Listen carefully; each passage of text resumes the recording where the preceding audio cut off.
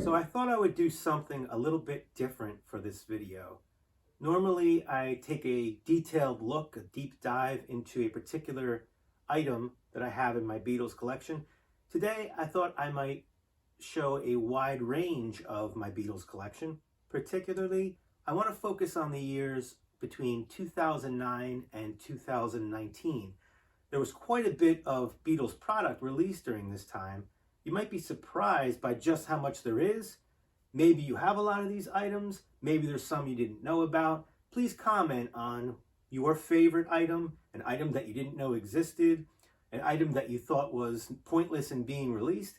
Whatever comments you may have, I'd love to hear them about this collection, about the show. Please like this video and subscribe to my channel if you haven't already. I'd really appreciate it. I'm going to start out with the 2009 Original Studio Recordings box set. This is a stereo box that was released on September 9th, 2009. I had originally passed on this in favor of the in mono box set, but I got curious about it a few years later, decided to pick it up, and I'm glad I did. I especially enjoyed all the extras you get in this box set with the individual booklets and the mini documentaries DVD. Next up is the accompanying 2009 in mono box set. This was the box set that I really wanted in 2009. I asked for it and received it as a Christmas gift that December, and I've loved it ever since. Another item released on September 9th, 2009. I didn't get this on release date. I never actually played this Rock Band game. However, I was curious about it because of the remixing that was done for the tracks on this game. I actually picked up a 4 CD set of the remixes. This is not an official release. However, it does have all of the remixes from the Rock Band video game. Really interesting about this is that there were actually full album remixes, including Sgt. Pepper and Abbey Road, long before the Super Deluxe box sets came out. There's also a full remix of Rubber Soul on here. Now, we haven't gotten that as of the recording of this video. There's no remix of Rubber Soul unless you go to the Rock Band remixes. This monster right here is the Beatles Box of Vision. This was actually designed as a CD storage unit. It also comes with a couple of excellent books. There's what's called a catalography in there, which is basically a discography of the UK and US albums with some excellent liner notes. I believe Bruce Spicer wrote some of the liner notes in there. And it has an excellent LP artwork book that has full-size LP artwork. So that's really cool to see that, especially since I don't have a lot of the records for these albums. It was cool to see them in the full size and have that book. I'll make a quick mention that the Beatles 1 album was redone using the 2009 remasters and in the cardboard sleeve format. This is just a bifold here, but it does match the style of the 2009 remasters, and they did use the 2009 remastered audio for the tracks on this album.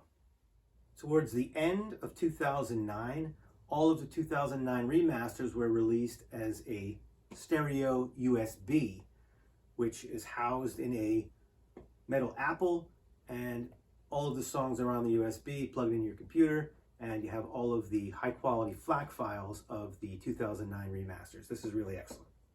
Moving into 2010, the Beatles continued to re-release some albums using the 2009 remasters. This is, of course, the 1962 to 1966 and 1967 to 70 Red and Blue albums put together as a 4 CD box set. While there have been countless issues of the Beatles sessions with Tony Sheridan, this is one that's particularly good, released in 2011. This is from Time Life Music. It's called The Beatles with Tony Sheridan, First Recordings. This set has both stereo and mono tracks on it, and the liner notes are particularly good. Here are a couple of other releases from 2011. These are promo CDs. This one is bonus tracks taken from the Beatles' Love. It was an iTunes exclusive. It's a promo copy. It contains Girl and Fool on the Hill. The version of Fool on the Hill here has an extended introduction. So if you haven't heard that, it's really cool to check out. Only 2 songs, promo, again, bonus tracks taken from the Beatles' Love. And the other one is another iTunes exclusive promo copy. This is the Beatles Anthology Highlights. It does include Free as a Bird and Real Love, and then it has a variety of tracks. It's kind of a sample of the anthology tracks. This was released as an iTunes exclusive, but I did get this promo copy just to have the physical media from that. In 2012, the Beatles released this Magical Mystery Tour box set. It did include a replica EP of the original British version of Magical Mystery Tour. And of course, I had the Blu-ray DVD of the actual movie as well. Also released in 2012 was a restored version of the Yellow Submarine movie.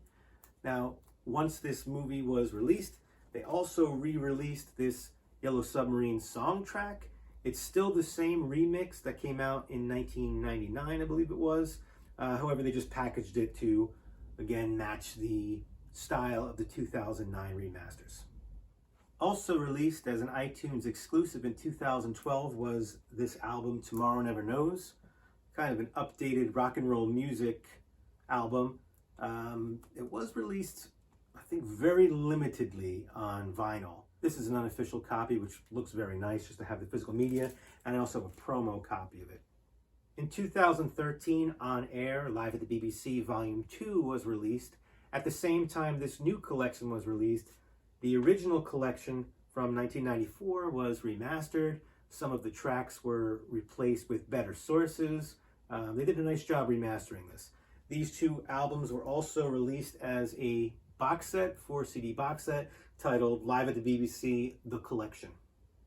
Also in 2013, another iTunes exclusive, iTunes released the Bootleg Recordings 1963. They snuck this in there right at the end of 2013. This is an unofficial copy, I believe, of that collection. It was iTunes only, but again, to have the physical media, I was able to pick this up. This is either a promo or just a straight up bootleg, but it is a very nice copy. It looks very nice, and I'm glad to have it as part of my physical Beatles collection. In early 2014, we got the Beatles US albums. I really love this box set. I think it's very well done. It's the same level of quality as the In Mono box set, and a really nice booklet. There's some controversy about the sound, but looking beyond the sound, just the presentation of this is really excellent. Regardless of any controversy surrounding this box set, I think it's great. I'm glad to have it. Also released in 2014, a little later in the year, was the Japan box. This is slightly less significant for me than the US albums box set, but it's still a really nice piece of artwork. It looks great. It sounds great, but it's the 2009 remaster. There's nothing unique about the audio here. This is another favorite in my collection. These are mini LP SHM-CDs of the stereo set from 2009. So it's the stereo versions of the audio in the same format physically as the In Mono box set with those mini LPs, and they're really excellent. The books are included. The sound is great. I love this set. 2015 saw the release of One Plus. This was a remixed version of the One album that was released in 2000, so you get remixed versions of those 27 #1 hits, in addition to videos. On this particular version, you get 50 videos. This is the Blu-ray set. 50 Beatles videos, including those 27 #1 hits videos for those songs, and then the additional videos as well. In 2016, the Ron Howard film, 8 Days a Week, was released. To accompany this film, Live at the Hollywood Bowl was remastered. They did a good job of cleaning up this sound. Also included a few bonus tracks. Since this album was never released on CD before, it was definitely a welcome addition to Beatles fan collections. Here's a somewhat unusual and pointless collection. These are Canadian compilation CDs released between 2015 and 2017. Titles like Love Me Do, Can't Buy Me Love, Twist and Shout, the Beatles Rarities, the Beatles and Friends,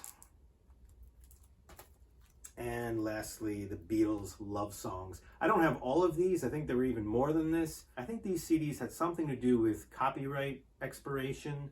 They were only released in Canada. I don't think they were allowed to be sold in America. I had to order these from Canada. Again, interesting. I haven't even opened them. I just got them as a collector's piece, but kind of pointless, honestly, to have ever put these out, other than a complete cash grab. But I thought they were interesting enough to add them in my collection. So 2017 really raised the bar with the release of this box set to celebrate the 50th anniversary of Sgt. Pepper's Lonely Hearts Club Band. Absolutely incredible set. I can't say enough good things about it. Later in 2017, the Christmas Records box set was released. This was a surprise and a real treat for fans. I didn't pick this up at first. Instead, I had to settle for a non-official CD version. However, this is very, very nice, very well done. Nice insert, nice disc label. However, I eventually did get the real deal, and I'm glad I did. In 2018, the Sgt. Pepper box set was followed up with the Beatles Super Deluxe box set, the White Album set. It was very well done. This one, I think, is really the crown achievement of the Super Deluxe box sets. So well done, so much information in here, so many tracks on it. It really is just very well done. I was very happy when this came out, and I'm still enjoying it to this day. The following year, for 2019, the Abbey Road Super Deluxe box set was released. As expected, it wasn't quite as extensive as the White Album box set. Still very nice, very good remix, very enjoyable. Really love this set as well. Lastly, the final addition to this collection was this beautiful vinyl singles box set, the Singles Collection, that was released in November of 2019. It brings this collection full circle from the 2009 original studio recordings UK albums to the 2019 singles collection of UK singles. This is the final addition to this collection. I'm sure it will continue to grow. I honestly cannot believe how much Beatles product was released over those 10 years between 2009 and 2019. Unbelievable. But I love it. Every item that I discussed in this video is one that I have either already made a detailed video of or that I'm considering making videos of. I would love to hear in the comments what items you think would be worthwhile taking a deeper dive into. I'm not sure it's worth it to do one for each and every item in this video, but that's also a consideration. I may do a full series of all of the items that I've shown in this video, those 2009 to 2019 Beatles product releases that have come out over that period. So let me know what you think. Please like this video.